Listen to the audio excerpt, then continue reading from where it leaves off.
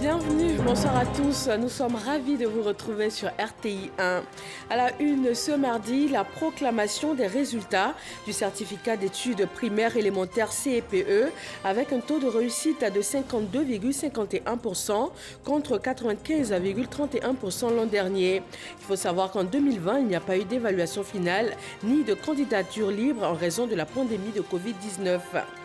Le médiateur de la République a reçu officiellement le plan stratégique 2021-2023 de son institution. 4 grands enjeux, un budget de 16 milliards 344 millions. Il s'agit pour lui d'asseoir une médiation proactive pour une cohésion sociale durable en Côte d'Ivoire. Un sommet virtuel a fait d'Abidjan la capitale mondiale du caoutchouc pendant 4 jours. 22 pays interconnectés, 14 conférences et 4 panels. Une réflexion des acteurs du caoutchouc sur le devenir de leur filière.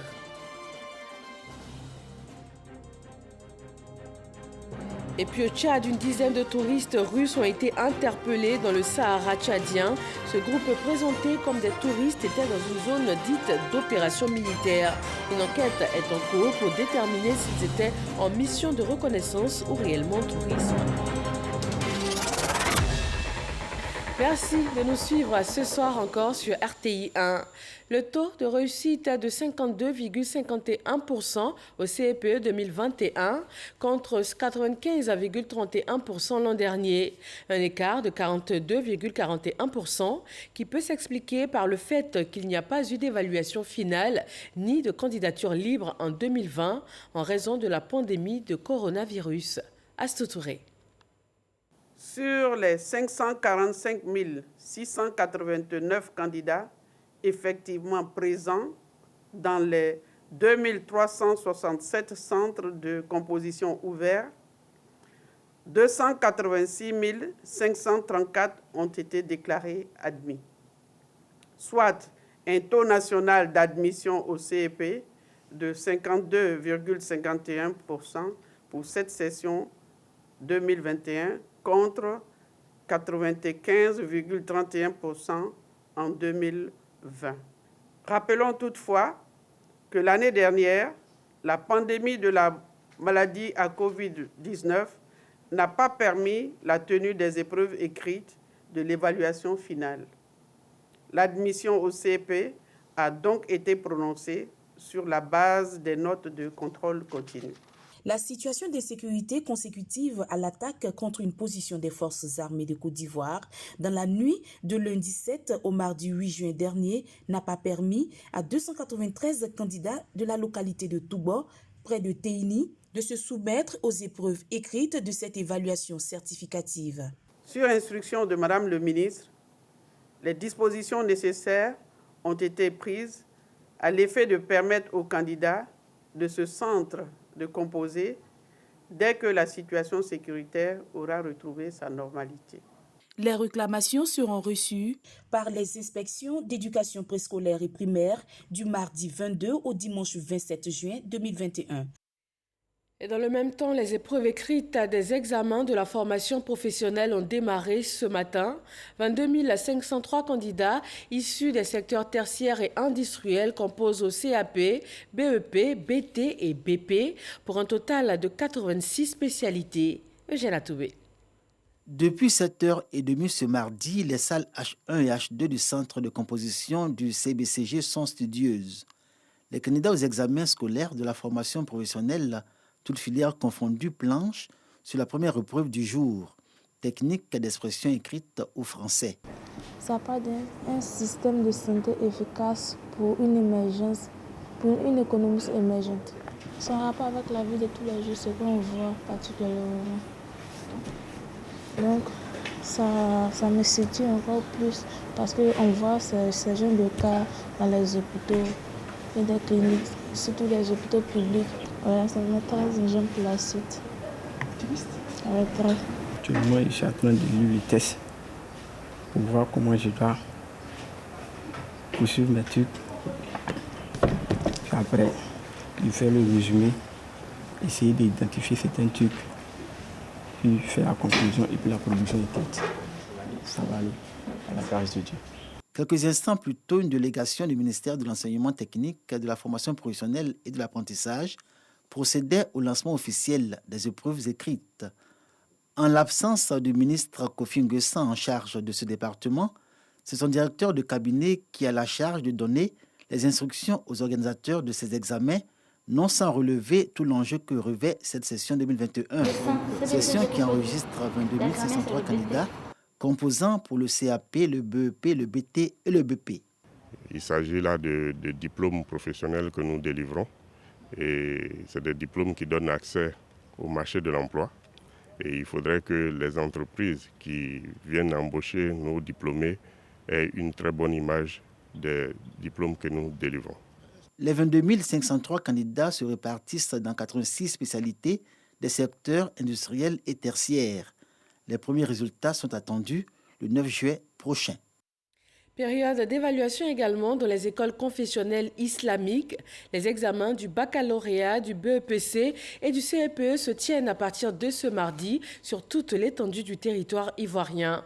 Les premières épreuves se sont déroulées dans de bonnes conditions. Pargas Reconnaît nous fait visiter quelques centres de composition. Institut islamique culturel Fadoumbia dans la commune d'Abobo. Ici, 495 candidats prennent part à l'examen du certificat d'études primaires élémentaires de l'enseignement confessionnel islamique et de la langue arabe. Premier sujet de cette journée, le tafsir ou le commentaire du Saint-Coran. Les questions n'étaient pas dures et c'est ce que nous avons vu à l'école. Je pense que j'ai répondu aux questions, je peux avoir mon examen. Outre le CEPE, les élèves issus de ces écoles confessionnelles islamiques participent également aux examens du BEPC, brevet d'études du premier cycle et du baccalauréat. C'est le cas ici, dans cet autre établissement scolaire islamique, toujours dans la commune d'Abobo. Je veux que Dieu facilite le reste, qu'il facilite pour nous tous et qu'il fasse qu'on réussisse tous à notre examen. Sur l'ensemble du territoire, ce sont 11 744 candidats qui prennent part à ces différents examens de l'enseignement confessionnel islamique. Donc, 8 767 au CEP, 2401 au BEPC et 576 au baccalauréat. En plus de ces évaluations, nos élèves participent aux examens nationaux à grand tirage. Ils sont classés parmi les meilleurs élèves de la nation. Si des efforts sont faits par le gouvernement pour la bonne marche de l'enseignement confessionnel islamique, l'un des défis majeurs reste l'intégration des 3416 écoles issues de cet enseignement dans le système éducatif formel. Cela afin de permettre aux apprenants de bénéficier également du programme officiel. Nous disons que la stratégie recommande que les deux programmes soient faits en même temps dans les établissements. Le programme officiel de l'État de Côte d'Ivoire pour permettre à tous les enfants de Côte d'Ivoire d'avoir le même socle de connaissances, de compétences et de culture, parce qu'ils vont composer comme leurs autres camarades de Côte d'Ivoire, et en plus ils auront la formation religieuse pour pouvoir être de bons musulmans. Selon les responsables des établissements confessionnels islamiques, la mise en œuvre effective de la stratégie élaborée par le ministère de l'Éducation nationale et de l'alphabétisation peut contribuer à un système éducatif performant. Le groupe scolaire confessionnel INE Biabou présente aussi des candidats à cette session des examens confessionnels islamiques. L'établissement a ouvert ses portes au grand public afin de se faire connaître davantage et surtout de partager les valeurs essentielles qu'il prône. Joël Gosset. Susciter une saine émulation entre ces élèves, créer un cadre d'échange entre les parents d'élèves et les enseignants, tels sont les objectifs des responsables du groupe scolaire INE à travers l'organisation de cette journée. Nous sommes, je dirais, à mi-chemin. Nous nous disons que nous sommes sur la bonne voie. Et je crois que ceux de l'extérieur parlent le mieux de ce que nous faisons que nous-mêmes. Nous devons persévérer et toujours donner le meilleur de nous-mêmes afin de donner des meilleurs résultats scolaires, mais aussi une bonne formation religieuse et une bonne maîtrise de la langue arabe. C'était également l'occasion pour l'administration, avec à sa tête le directeur des études, de présenter les différents services que compte l'établissement aux invités présents à cette journée porte ouverte. En l'occurrence, la ministre de l'Éducation nationale et de l'alphabétisation, Marietou Koné, et le président du Conseil supérieur des imams, des mosquées et des affaires islamiques, COSIM, le cheikh Aïma Ousmane Diakité. Nous avons demandé à la communauté musulmane de s'investir dans l'œuvre d'éducation en combinant le programme national qui est le socle commun et tout en intégrant aussi l'enseignement islamique. Le groupe scolaire Hiné, qui est un groupe confessionnel islamique, qui est pour nous un référent, un modèle, dans la mesure où le président de la République se soucie de l'intégration des structures islamiques dans l'éducation formelle. Que ce soit des écoles confessionnelles islamiques, des écoles confessionnelles catholiques ou des écoles confessionnelles méthodistes, les 3 groupes que nous avons, tous participent de l'éducation de l'enfant de Côte d'Ivoire et vivent l'école ivoirienne. Durant cette rencontre, des tableaux d'honneur ont été attribués aux meilleurs élèves du cycle primaire et du cycle secondaire. Le président de l'Assemblée nationale, Amadou Soumaoro, s'est rendu ce 22 juin en fin de matinée à Korogo. Il a été sur la tombe de feu Amadou Gon Coulibaly. À sa demande, une lecture coranique a été faite sur l'autorité de El Hadj Gaoussou Cissé, le grand imam de Korogo. Le 8 juillet prochain marquera le premier anniversaire du rappel à Dieu de feu Amadou Gon Coulibaly, ex-premier ministre de Côte d'Ivoire. Le plan stratégique 2021-2023 du médiateur de la République comporte 4 grands enjeux évalués à 16 milliards 344 millions de francs CFA. Il va permettre d'asseoir une médiation proactive pour une cohésion sociale durable. Adama Tongara l'a reçu officiellement à Yamoussoukro. Kader Sogodogo. Le médiateur de la République, dans sa mission de faire souffler sur toute la Côte d'Ivoire un vent de paix, un pays où la cohésion sociale sera un atout majeur pour son développement, est à la tâche. L'institution vient de se doter d'un plan stratégique couvrant la période 2021-2023. Il se résume en 4 grands piliers: l'autonomie financière, l'amélioration de la performance technique, l'amélioration de la visibilité institutionnelle et le développement durable du capital humain. Il est la vision partagée entre un cabinet international et le médiateur de la République. Notre cabinet a été support méthodologique. Ça veut dire qu'on a aidé l'institution à se poser les bonnes questions, à trouver ses propres réponses, et puis nous avons challengé ces réponses pour nous assurer qu'elles étaient cohérentes et qu'elles permettraient donc à l'institution d'atteindre ses objectifs. D'un coût de 16 milliards 344 millions de francs CFA, le plan stratégique 2021-2023 permettra d'apporter des remèdes curatifs et préventifs à toutes les crises en Côte d'Ivoire. Le médiateur de la République s'en réjouit déjà. Il ne nous reste maintenant qu'à mettre en œuvre ce plan très important. Il faut, pour une médiation proactive, une réflexion qui s'appuie sur des données réelles importantes pour asseoir en Côte d'Ivoire une cohésion sociale durable et une paix aussi durable. La présentation du plan stratégique 2021-2023 va faire place à l'ouverture de la 2e session du Conseil de médiation. En image, la rencontre de 2 institutions de la République, le Conseil national des droits de l'homme, œuvrant pour le respect des droits humains en Côte d'Ivoire, et la Cour de cassation, un recours juridique.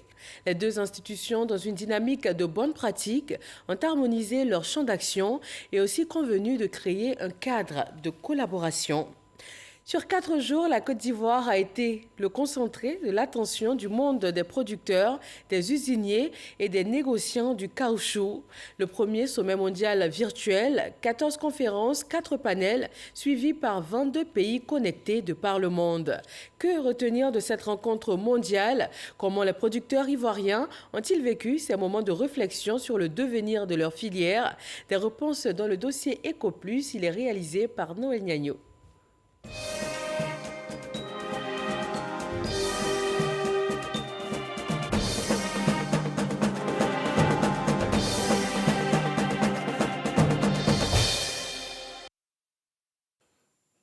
L'EVA et la Côte d'Ivoire. Le mariage date de 1953 avec au commencement les plantations industrielles. Puis a suivi la vulgarisation avec l'avènement des plantations villageoises.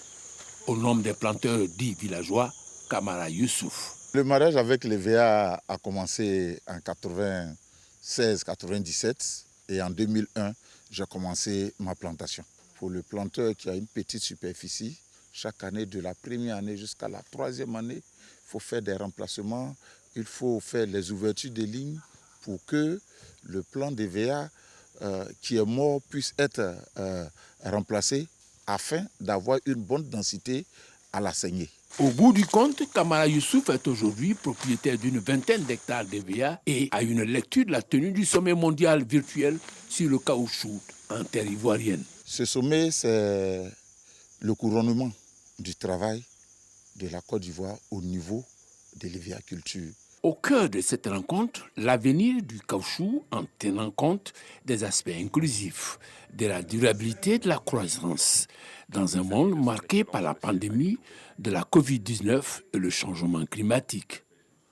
Voilà le menu des 4 jours de change d'Abidjan des consommateurs, chercheurs, usiniers et producteurs de Côte d'Ivoire et le reste du monde, sous l'égide de l'IRCG.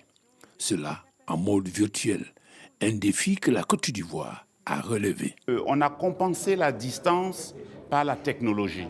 La technologie, pendant les 4 jours, nous n'avons pas eu de défaillance technique. Nous avons relevé le défi technique.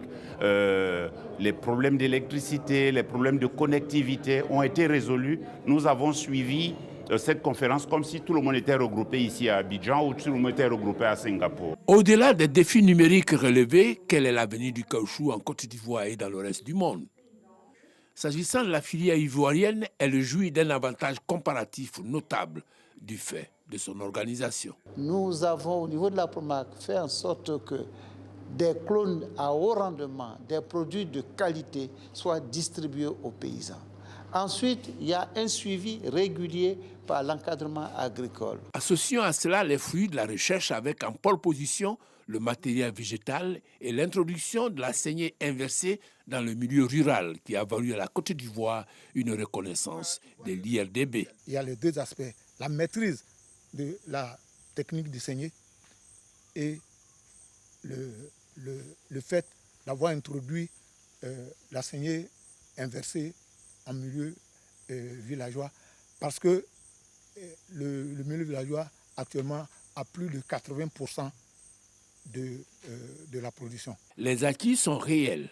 À titre d'illustration, le niveau de productivité parmi les plus importants au monde. La saignée inversée a été introduite à partir de nos travaux en 2000. La productivité est remontée et on est passé crescendo jusqu'à 1600 kg secs à l'hectare. Reste la question de la durabilité et de la traçabilité.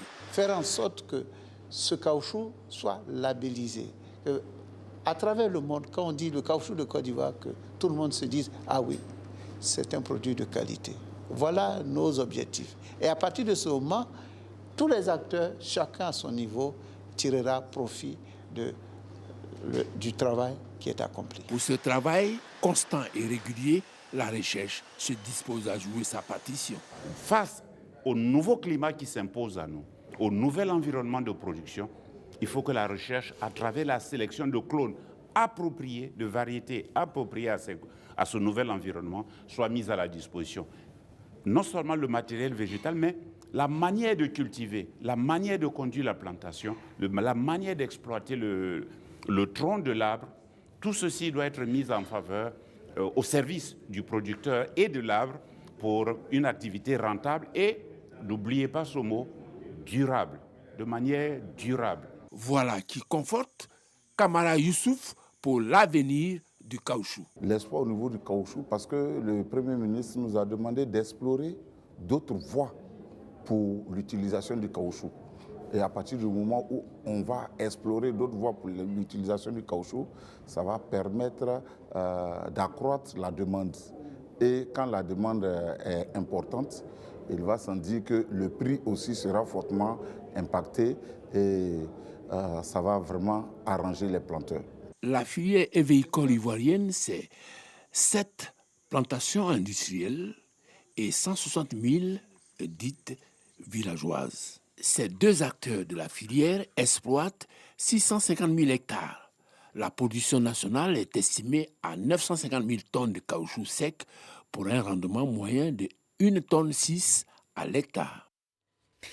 Les perspectives de la filière caoutchouc pour le monde et en Côte d'Ivoire en particulier, un dossier EcoPlus qui nous a été proposé par Noël Gnagno. Un autre secteur important qui travaille lui aussi à faire bouger les lignes, le logement. Le Forum international du logement social, économique et standing a vu la signature de conventions entre les associations de promoteurs dans la sous-région. Plusieurs opérateurs économiques ont également été distingués. Chaque connaît.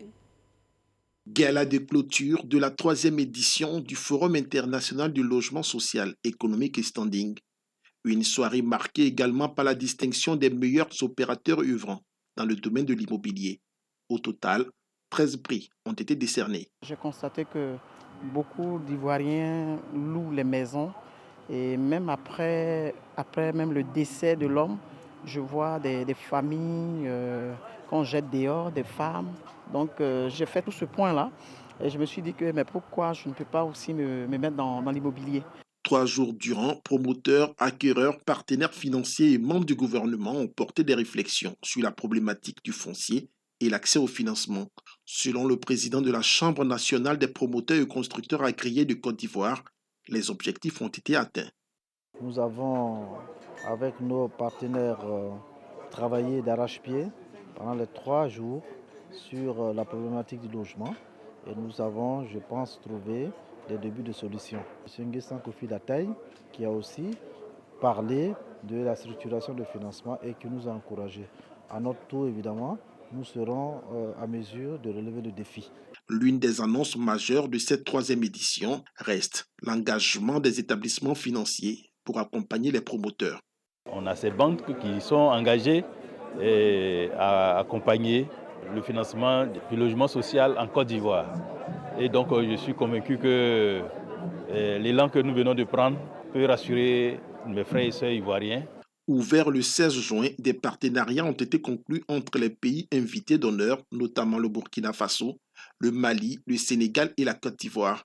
Ce partenariat entre ces pays de la sous-région vise à mutualiser les efforts en vue de répondre au déficit de logement dans ces pays respectifs.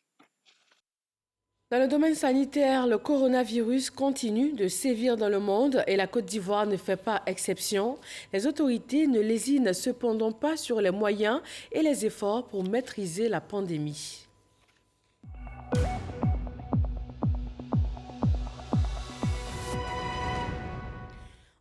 Nouveaux cas de Covid-19 ont été enregistrés en Côte d'Ivoire, 24 guéris et 1 décès, ce qui porte à un total de 238 le nombre de cas encore actifs dans le pays. Hier 21 juin, 2302 doses de vaccins contre la Covid-19 ont été administrées, soit plus de 735 600 doses administrées. L'Organisation mondiale de la santé est inquiète de l'assouplissement des restrictions qui sont liées au coronavirus autour des matchs de l'Euro. Selon l'OMS, des hausses de cas ont été enregistrées aux abords de plusieurs stades où les matchs se jouent. Il y a de cela 11 ans, l'Union africaine a institué la Journée africaine des frontières. Il s'agit essentiellement de faire des zones frontalières, des espaces d'échange culturel, de brassage des peuples et aussi impulser le développement de ces localités. La Côte d'Ivoire célèbre pour la 2e année cette journée. Clément Boko. Calamon, département de Doropo, au nord-est de la Côte d'Ivoire. Consultation et soins gratuits. Vaccination des populations contre la Covid-19, remise de matériel biomédical aux dispensaires, don de 50 tables bancs à l'école primaire, ainsi que la réhabilitation de la pompe hydraulique et de la cantine de l'école. À cela s'ajoute la remise de kits scolaires aux 32 meilleurs élèves de la localité. Pour la commémoration de la 11e journée africaine des frontières, la Commission nationale des frontières de la Côte d'Ivoire, CNFCI, est au contact des populations. C'est un ouf de soulagement pour nous de constater que non seulement l'État a les regards tournés vers notre localité, mais une commission existe qui dorénavant sera au centre des problèmes que vivent les populations qui vivent au long de la frontière. Heureux d'abriter cet événement, les populations de Kalamon ont fait du secrétaire exécutif de la CNFCI un notable du village et profité pour présenter quelques doléances. Nous avons seulement 4 forages, une population de 2000 habitants. Aujourd'hui, le village s'étend à près d'1 kilomètre. Imaginez les dernières habitations qui doivent parcourir tous les jours au moins 500 mètres ou 800 mètres pour venir dans les fontaines, les bonnes fontaines pour prendre de l'eau. Donc notre souhait, c'est que l'État puisse nous aider à avoir un château. Je demanderai à l'État de multiplier la construction des écoles dans nos différents villages. Nous avons 21 villages dans la sous-préfecture de Kalamon. Et pour ces 21 villages, on a un seul centre de santé. Pour le secrétaire exécutif de la CNFCI, l'État veut, à travers ses actions, renforcer sa présence dans les espaces frontaliers. Kalamon est la démonstration que le gouvernement est désormais dans les zones frontalières avec les populations. Elles doivent oublier le sentiment d'abandon qui trottine dans leurs esprits. Le gouvernement est là, à travers la Commission nationale des frontières, pour apporter des solutions à leurs problèmes. La 11e journée africaine des frontières à Kalamon a été l'occasion pour le coordonnateur régional de la GIZ, partenaire du projet, d'appeler les populations au vivre ensemble. En Côte d'Ivoire, la célébration de la journée africaine des frontières est à sa 2e édition. Mbadan, dans la commune de Cocody, avec plus de 6000 habitants, bénéficie de travaux de voirie, également de réalisation d'infrastructures sanitaires et éducatives. Mais les populations de Mbadan en attendent encore beaucoup. Elles sont cependant reconnaissantes de tous les projets déjà réalisés par le gouvernement ivoirien pour leur mieux-être. Amadou Ouattara. Groupe scolaire Mbadan dans la commune de Cocody. Une tornade avait emporté les toitures des 12 salles de classe que comptent ces 2 écoles bâties en 1956. Plus de 800 élèves ont failli ne pas achever dans de meilleures conditions l'année scolaire. On cherchait qui allait nous aider. Le gouverneur n'a pas ménagé d'efforts. Le lendemain, il a envoyé une équipe qui s'est mise à l'œuvre pour nous aider à ce que les enfants aillent à l'école. Mbadan a bénéficié d'environ 1 km de bitume. Les populations ont été aussi assistées au plan social. C'est pour manifester leur reconnaissance au président de la République, Alassane Ouattara, que la chefferie traditionnelle a initié la présente rencontre. On dit merci au président de la République de Côte d'Ivoire, M. Alassane Ouattara, qui aujourd'hui, par le développement de la Côte d'Ivoire, inspire aussi les villages Hatchan. Le ministre-gouverneur du district autonome d'Abidjan, maître d'œuvre des travaux réalisés, a été chargé de transmettre la gratitude de Mbadan au chef de l'État, même si de nouvelles doléances ont été formulées. Entre autres, la construction de 2 nouvelles écoles avec maternelle dotées de cantines, le bitumage de 700 mètres de rue principale. Nous avons, en octobre 2020, sollicité du chef de l'État l'extension des programmes de désenclavement des villages. Et l'accord nous a été donné et nous allons nous inscrire dans cette extension-là. Et Mbadan va bénéficier du linéaire nécessaire au développement du village. En ce qui concerne l'école, nous avons déjà commencé à apporter notre concours. Et les autres équipements qu'ils nous ont demandé, nous allons le faire aussi. Nous avons aussi donné des machines à coudre et nous avons aussi donné des casques pour les salons de coiffure. Nous avons demandé qu'il y ait la cohésion au sein des femmes pour que nous puissions optimiser tous ces instruments qui ont été mis à disposition. Cela nous engagera à faire davantage. Pour l'autonomisation des femmes, Robert Begré-Mambé a offert des broyeuses mobiles. Une visite afin de voir de plus près les sites des futurs travaux à réaliser s'est achevée à l'église du village où des religieux ont fait des prières pour la paix et le développement. Et la Côte d'Ivoire qui continue d'œuvrer pour la consolidation de la paix et de la cohésion sociale, des valeurs prônées dans le pays depuis de nombreuses années. Le député Charles Niaouré sensibilise. Il exhorte les hommes politiques au bon ton. Ahmed Traoré et Cheikh Koné. Durant la conférence de presse qu'il a animée, Charles Niaouré, président du mouvement politique Force 2015, a fait un tour d'horizon de l'actualité sociopolitique de la Côte d'Ivoire. Puis, il est revenu sur le bilan du président Alassane Ouattara. les infrastructures modernes, l'amélioration des conditions sociales des populations, la solidité de notre économie, le renforcement de la sécurité, pour ne citer que cela, sont des signes de la vitalité de notre pays. Pour le conférencier, le président Alassane Ouattara a beaucoup contribué au renforcement de la cohésion sociale. Pour ses actions, il mérite un prix international de paix, selon Charles Yaouré. C'est dans cette démarche qu'il a permis, dès sa prise de pouvoir, le retour de nombreux exilés. Au nom de ceux-ci, de nombreux et hauts responsables du Front populaire ivoirien. Outre ce geste, Son Excellence Alassane Ouattara a posé d'autres actions de paix, dont l'organisation, le 6 mars dernier, de l'élection législative qui a enregistré pour la première fois en Côte d'Ivoire, depuis donc l'avènement du multipartisme, la participation de tous les partis politiques et de la société civile. Il a aussi créé un ministère de la réconciliation dirigé par un opposant et le dernier geste de haute portée, l'acceptation, le financement et la participation au retour de l'ancien président de la République de La Haye. Son Excellence Alassane Ouattara ne cesse de poser des actions de cohésion, d'union, de conciliation et de réconciliation afin que chaque Ivoirien, sans distinction, participe au rayonnement de notre cher pays. À la fin de la conférence, Charles Yaouré a exhorté les hommes politiques à utiliser le bon ton. Outre, il donne rendez-vous à la population ivoirienne pour les journées de l'oufoutisme qui s'y tiendront les semaines à venir à Dembokro. Dans l'actualité internationale, une dizaine de touristes russes ont été interpellés dans le Sahara tchadien. Ce groupe présenté comme des touristes était dans une zone dite d'opération militaire. Ils ont été transférés à N'Djamena, puis placés en résidence surveillée en attendant la fin d'une enquête en cours qui va déterminer s'ils étaient dans cette zone en mission de reconnaissance ou réellement en tourisme. Les services de sécurité penchent cependant pour la première hypothèse. Merci de nous suivre sur RTI 1 et sur les www.rti.info. Prochain journal à 23h avec Marine Cognan. Bonsoir à tous.